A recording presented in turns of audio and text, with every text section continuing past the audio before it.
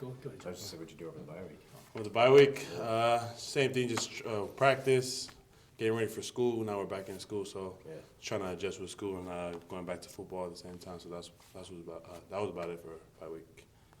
You took a different path out of high school with your mission. Mm-hmm. You were a little older. Yep. Had to wait your turn a little bit. What's it mean now to be in this position on this team with where you're at in life? Makes me more grateful to be part of this team, and not having this opportunity to play.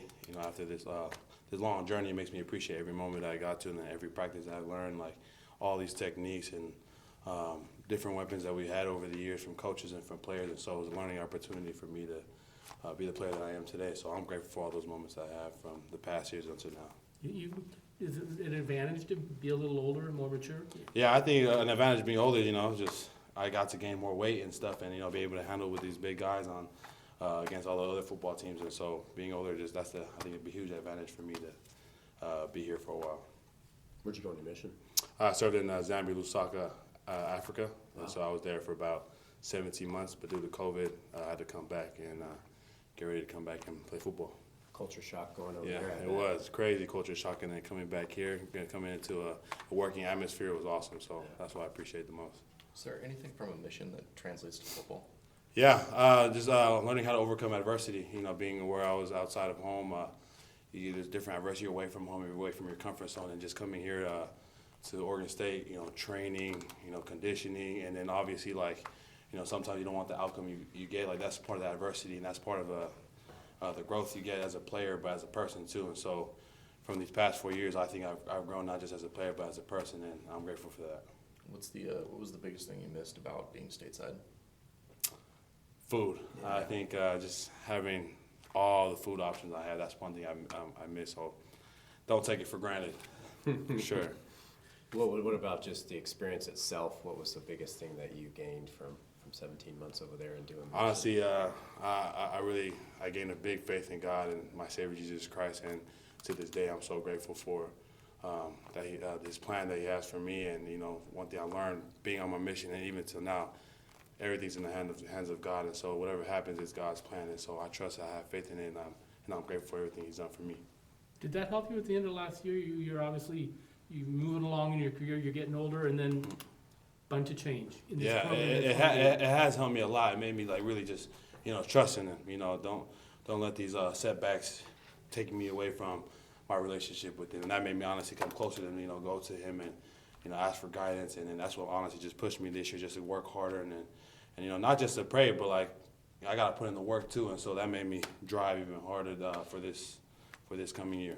So how would you assess your performance so far through 4 games? I think coming from last year to this year, I think it's a huge jump. Definitely with my confidence in my game and trusting the technique and trusting the guys next to me, and I'm able to not just play, but also help my teammates, just coach them up with what they can see from the field and stuff. And so, just building a better, stronger defensive unit, just knowing, giving them my knowledge of the game. I think that's from last year to this year what has improved for me big time. I can imagine a guy like Thomas Collins really Yeah. benefits from that. Yeah, you guys got pretty close. Yeah. Oh, for sure, we definitely got close. And as you can see, Thomas Collins himself, he's a dog, and so, and for him, he's young, and so he still got some time, and he's just gonna get better and better every day. During this bye week, what did the defense sort of focus on? Was there anything that you guys wanted to sharpen up? Mm-hmm. I think our main emphasis this week was getting back to our normal attack football, first stopping the run, and then everybody running to the ball. And so I think the main goal was effort, and so bringing that energy back, how we've been playing from Purdue, and even from the first 2 games, just pursuing to the ball. And so I think with that mindset to go attack, I think we're just gonna keep it with that mindset and go win games. More of an air raid style of offense coming to town this weekend. Yep. Just kind of what do you guys see from Colorado State, and more specifically the offensive line? Yep. The goal in the D-line mindset is always starts up front, and so we got to go win, create pressures, and so hopefully as we create pressures, we can create turnovers with interceptions, and it all works out with all the 11 players on the defensive field. So it's a team defensive game, and so it starts from the front and then create turnovers for the guys in the back. Would you guys like to cause a little more pressure than you have so far? Put a little more pressure up front? Yep, that's the goal of every week, is to put more pressure up front, and then I think for sure from my personal goal is, get a sack this weekend. Mm-hmm. So get a sack and just go win the game. And so I'm just excited to get things going for this week. After your interception last week, you guys working on catching kicks? Yeah, we're all working how to catch the ball first so we can create that turnover. But after that week, I mean, shout out to Zakai. That was an amazing interception. I think just from back view, I just couldn't believe it. I had to jump in there and start cheering on my teammate. And I think we were all like in the end zone, just eyes open, like what the heck just happened? And so it was just great atmosphere. And so that's what it is. After that interception post game, we talked to Isaiah. He said he hadn't even seen the play and was kind of confused about us bringing it up. When did you first get to actually see what happened on that one? Man, honestly, I had the perfect view from. I was right there when it happened. I got to see it from my own eyes, and so after seeing that and watching over the film, it was like, wow, this is crazy. And so I think it was a cool experience just being there, just see it right there. Where's that one rank on the most absurd things you've seen happen on a football field?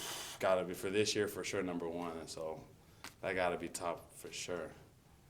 When you look at the defense overall, like what have we seen? I don't know, grade-wise. What more do you think this defense has to offer, right, the rest of the way? I think we just got to keep playing how we've been playing. Just keep attacking, and then just everyone having that mindset. We're gonna win this game. The defense is gonna win it. And so with that mindset, every time we get the chance to be on the field, we're gonna be the ones to create turnovers and even score like Zakai did. And so that's just the mindset that we can win it on our side of the ball. With the ball control, run-heavy offense, do you feel that? Like, have you felt fresher? Have you know what I mean? Because you're off the field more than ever. Like, has that been helpful for you guys? Yeah, it feels more fresh, having this rotation, and especially with the D-line, with the depth we got. Everyone's with so much talent in that D-line room, and so the more fresh we got, the better the takeoff, the better the attack, and so just everyone playing fast, and so we can all make plays. Obviously, the conference switch was out of you guys' hands, but do you guys wear a bit of a badge going into basically Mountain West Conference play, knowing that you played in Pac-12? Well, regardless of what we do, no matter what team it is, we play with a chip on our shoulders, and we're here to prove everybody, not just the Pac-12, not Mountain, with everybody that we're capable of winning, and that there's a winning program, and so that's the mindset we have for this Beaver football team. Thanks, Semisi. Appreciate it.